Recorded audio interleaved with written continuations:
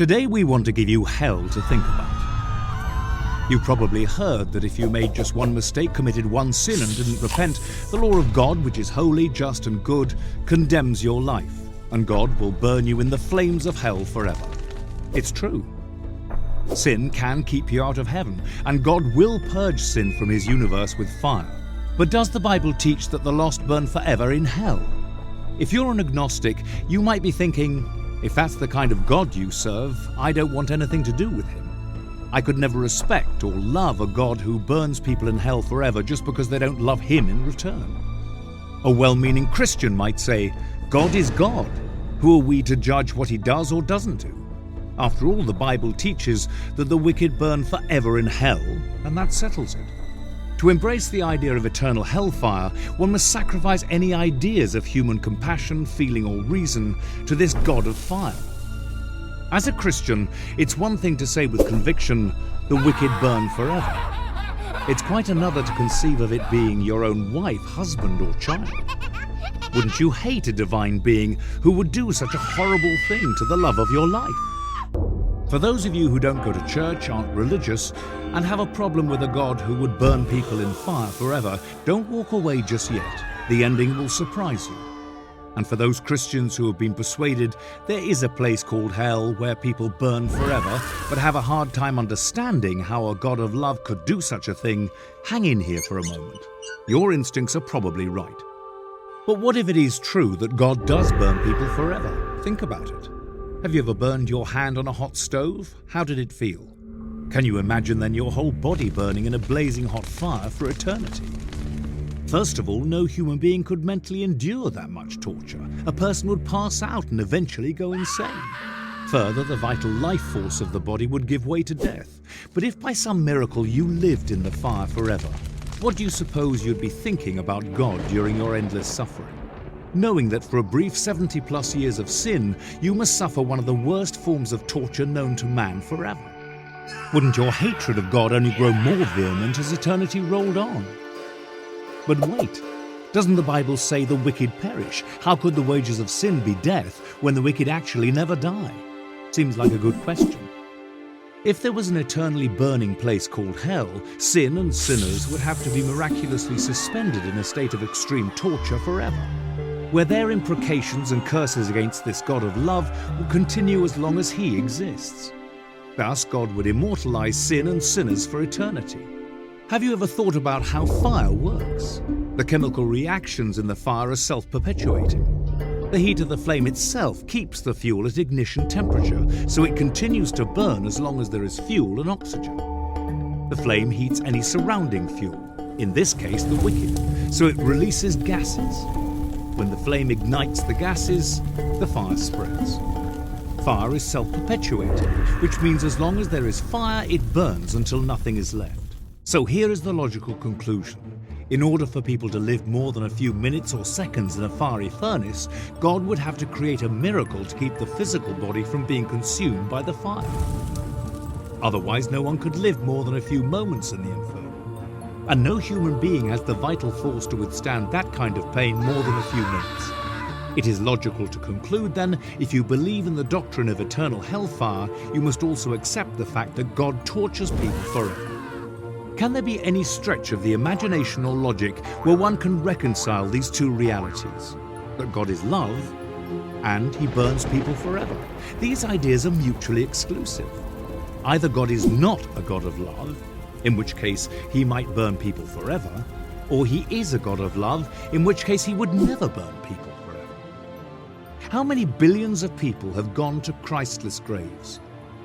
Are they all doomed to suffer the wrath of God for eternity? And further, could you love or trust a God like that? A God who says, if you don't love and obey me, I will burn you forever. Could a woman ever love a husband who told her, honey, if you don't love me, I will torture you as long as you live? Wouldn't the very thought of a love for her husband be destroyed by such a statement? How then can we expect people to love God with this same sentiment ringing in their ears? If you don't love and obey me, I will torture you forever. When challenged on this point, however, many Christians say, who are we to tell God what he can and cannot do? He is God, and he has a right to do whatever he wants. But according to the Bible, he would never do anything that wasn't just and righteous. The very character of God is maligned when we say he burns people forever. And that is exactly what the dark side wants. Another question: would justice be served by burning a human for eternity in the flames of fire for the bad things they did in this life? Note God's comment on the subject. This is what the Lord Almighty said: administer true justice and show mercy and compassion to one another. And Moses said, for all his ways are justice, a God of truth and without injustice. Job said, he is excellent in power, in judgment, and abundant in justice. He does not oppress. God's own testimony of himself is that he only acts in a just way. And shouldn't the punishment fit the crime? Even a godless secular society understands this obvious fact. If a shoplifter steals lipstick and a person kills someone, shouldn't the punishment be different? How just then is it to say any human who even commits one sin and does not repent will burn forever? There's a fascinating passage in Malachi that says the wicked will be ashes under the soles of our feet. It is literally true. When fire reduces a substance to its final chemical state, all that is left is carbon or ash. The earth is recreated after the fire does its cleansing work, and the wicked will literally be reduced to carbon. You know, just like when someone is cremated and all that is left of what was once a real living person is a small box of ashes. But what about the eternal hellfire spoken of in the Bible? The answer is simple. Jude said that the destruction of Sodom and Gomorrah by fire and brimstone are, quote, set forth as an example, suffering the vengeance of eternal fire. Peter said God turned the cities of Sodom and Gomorrah into ashes, condemned them to destruction, making them an example to those who afterward would live ungodly. Luke said, on the day that Lot went out of Sodom, it rained fire and brimstone from heaven and destroyed them all. So likewise, when the wicked suffer the vengeance of eternal fire, it will destroy them all. Is the eternal fire still burning the people of Sodom and Gomorrah today? Obviously not. What then is meant by Jude when he said the people of Sodom and Gomorrah suffered the vengeance of eternal fire? Simply understood, the expression eternal fire means that the results of the fire are eternal, that the lost perish in the fire, never to exist again. Eternal death by fire, fire that destroys forever. One of Jesus' disciples said, Jesus, show us the Father. Jesus replied, Philip, haven't I been with you all this time and you don't know the Father? He who has seen me has seen the Father. Jesus prayed that his Father would forgive those who were crucifying him. Jesus said, love your enemies, be kind to those who despitefully use you. In all of Christ's life, did he ever manifest a spirit that would warrant the idea that he would burn people forever who didn't love him? Why then would his Father in heaven do anything different? God is the same yesterday, today, and forever.